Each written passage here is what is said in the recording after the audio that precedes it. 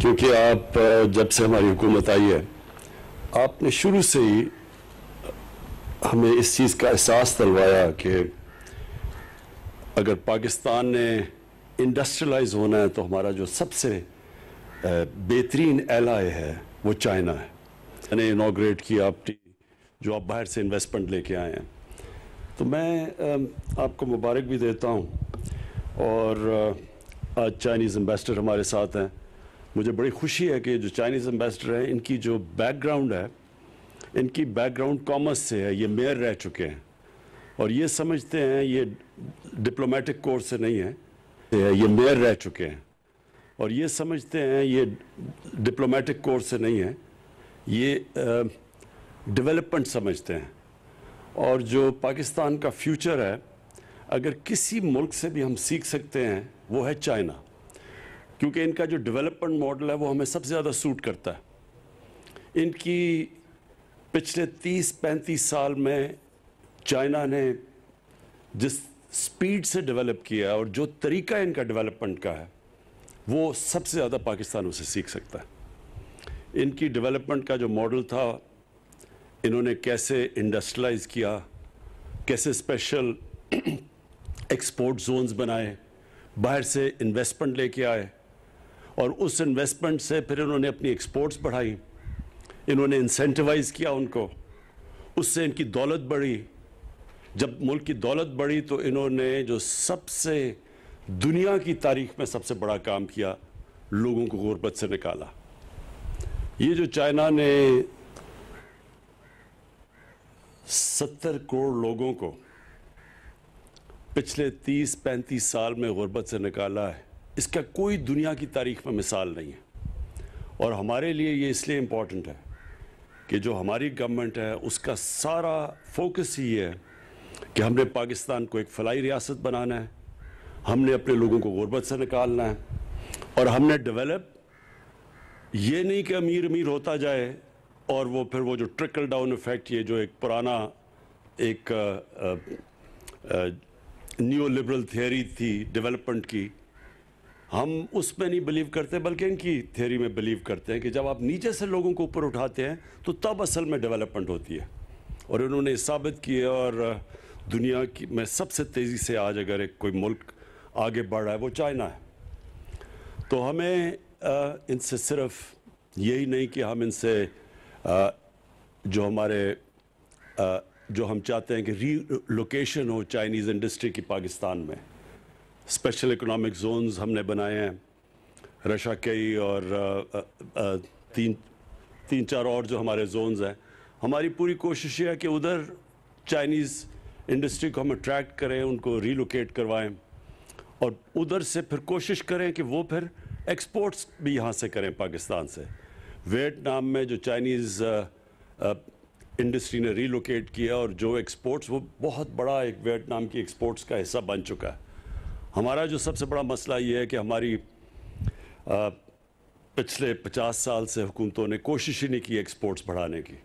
لہٰذا جو ہمیں آئی ایم ایف کے پاس کیوں جانا پڑتا ہے, کیونکہ ہماری امپورٹس بڑھ جاتی ہیں, ہماری ایکسپورٹس کم ہوتی ہیں, جو خسارہ ہوتا ہے اس کی وجہ سے جو کرنٹ اکاؤنٹ ڈیفیسٹ ہوتا ہے اس کی وجہ سے ہمیں آئی ایم ایف کے پاس جانا پڑتا ہے اور مسلسل قرضے لینے پڑتے ہیں.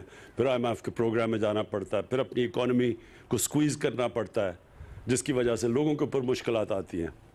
اور یہ جو ہم چاہتے ہیں کہ اب اور انشاءاللہ چائنیز کے ساتھ ہم بیٹھ کے پوری پروگرام کریں گے کیسے ہم اپنی ایکسپورٹ بڑھا سکتے ہیں شروع میں. اور اب اللہ کا شکر ہے پاکستان میں بڑا پوٹینشل ہے. ہم جن چیزوں پہ کام کر رہے ہیں اب انشاءاللہ ایک ٹائم لیگ کے بعد ہماری ایکسپورٹس بڑھیں گی, لیکن شارٹ ٹرم میں ہم چائنیز سے پوری ہیلپ لیں گے. تو ایک تو انڈسٹری کے اندر, دوسری ایگریکلچر. پاکستان ایک ایگریکلچر ملک ہے اور یہاں جو ہماری پروڈکٹیوٹی ایگریکلچر کی وہ بدقسمتی سے بہت ہی نیچے ہے, اس کے اوپر کبھی کسی نے توجہ نہیں دی. تو چائنیز کے ساتھ ہم مل کے ابھی سے پروگرام بنا رہے ہیں کیسے ہم اپنی سیڈ ڈیولپمنٹ کر سکتے ہیں, کیسے اپنی پروڈکٹیوٹی بڑھا سکتے ہیں.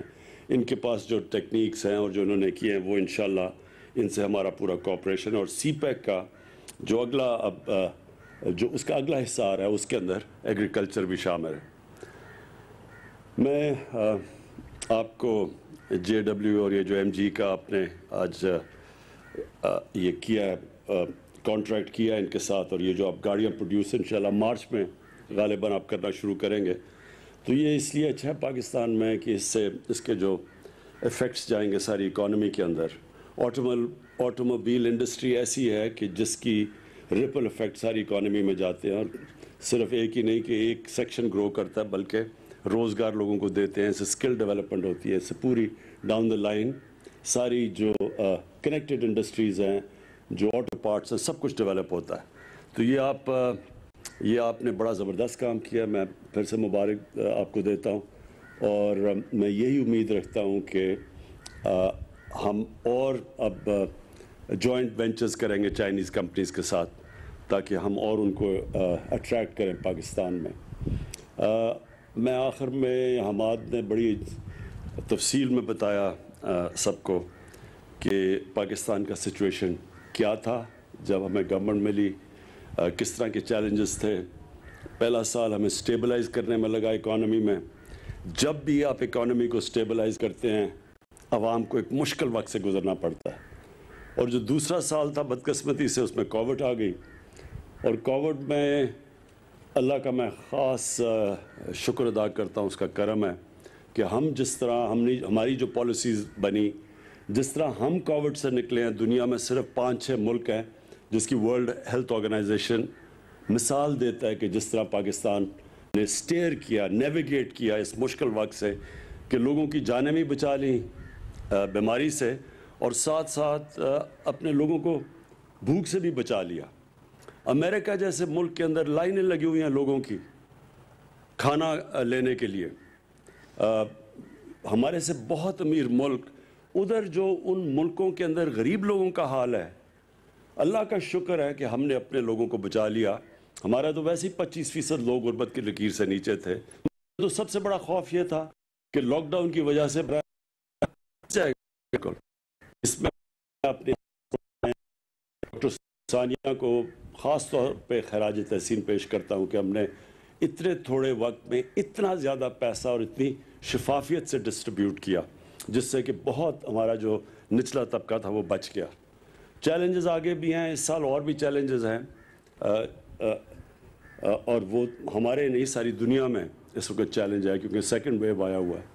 لیکن انشاءاللہ جو ہمارا تجربہ اس مشکل وقت سے 2 سال اور خاص طور پہ پچھلے سال جو ہمارا تجربہ ہوا ہے، انشاءاللہ ہم اب تیار ہیں ہر قسم کا چیلنج فیس کرنے کے لیے.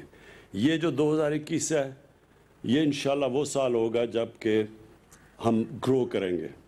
ہماری کنسٹرکشن انڈسٹری اس وقت بوم کر رہی ہے. سیمنٹ کی سیلز ریکارڈ پہ چلی گئی ہیں. اس کا مطلب کہ سیمنٹ جب استعمال ہوا تو اس کا مطلب کنسٹرکشن انڈسٹری چل پڑی ہے. جس طرح حماد نے مینشن کیا، ٹیکسٹائل انڈسٹری پتہ نہیں کتنے سالوں کے بعد آج ایسا چل رہی ہے کہ بالکل کیپیسٹی پہ ہے. ٹیکسٹائل کے ورکر نہیں مل رہا ہے، مزدور نہیں مل رہا ہے ٹیکسٹائل کے، فیصل آباد میں، سیالکوٹ میں اور گجرانوالہ میں. اور آگے آرڈرز ہیں. ہم سب سے برے صغیر میں سب سے تیزی سے اگر کوئی ریکور کیا ہے کووڈ سے تو پاکستان کیا ہے. ایکسپورٹس ہماری باقی جو ہمارے کمپیٹیٹرز تھے ان سے تیزی سے بڑھ رہی ہیں. تو پاکستان اب ایک صحیح ڈائریکشن میں جا رہا ہے. یہ جو سال ہے ہمارا 2021 کا، اس میں ہماری جو پالیسی ہے بڑی سمپل ہے. ہم نے بزنس فرینڈلی پالیسیز بنانی ہیں.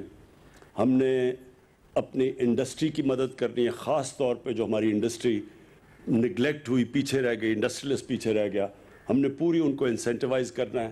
اور جو ویلتھ کریشن ہوگی، جو ہمارے ملک میں دولت بڑھے گی، اس ساری دولت کا ہم استعمال کریں گے لوگوں کو غربت سے نکالنے کے لیے. ہمارا جو احساس پروگرام ہے، میرے جو اس سال کے اندر جو میں اپنے آپ کو ٹارگٹس دیے ہیں وہ یہ کہ ایک یونیورسل ہیلتھ کوریج جو ہمارے صوبے ہیں پختونخوا کے، پنجاب اور GB، اس سال کے اینڈ تک یونیورسل ہیلتھ کوریج، یہ امیر ملکوں میں بھی نہیں ہوتی کہ ہر گھرانے کے پاس ہیلتھ انشورنس ہوگی، تاکہ کہیں بھی اگر ان کو کسی بھی ہسپتال میں جا کے وہ اپنے ہیلتھ انشورنس کارڈ کے ذریعے وہ اپنا علاج کروا سکیں گے۔ یہ بہت بڑا چیلنج ہے، یہ امیر ملکوں میں بھی اس طرح کی یونیورسل ہیلتھ کوریج نہیں ہے۔ اور دوسرا جو انشاءاللہ میں اب پروگرام لانچ کرنے لگا ہوں احساس پروگرام کے ذریعے، اور جس میں میں ساری قوم کو انوالو کروں گا، کہ وہ پروگرام یہ ہے کہ کوئی پاکستان میں بھوکا نہ سوئے۔ ہماری اب پوری کوشش یہ ہے کہ انفارمیشن ٹیکنالوجی کا استعمال کر کے ایریاز ہم آئیڈینٹیفائی کریں گے جدھر جدھر سب سے زیادہ لوگوں کو جدھر بھوک ہے، اور ہم سارا ملک اس میں این جی اوز کو، اپنے جو لوگ خیرات دیتے ہیں، پاکستان میں بہت خیرات دی جاتی ہے، ان کے ساتھ گورنمنٹ احساس پروگرام، یہ مل کے کوشش یہ ہے کہ سال تک ہم یہ پورا اپنا پروگرام جب انفولڈ کریں، جو ڈیولپ کر رہے ہیں ابھی، کہ انشاءاللہ ایک یہ وہ ملک بن جائے گا کہ کوئی پاکستانی بھوکا نہیں سوئے گا۔ شکریہ۔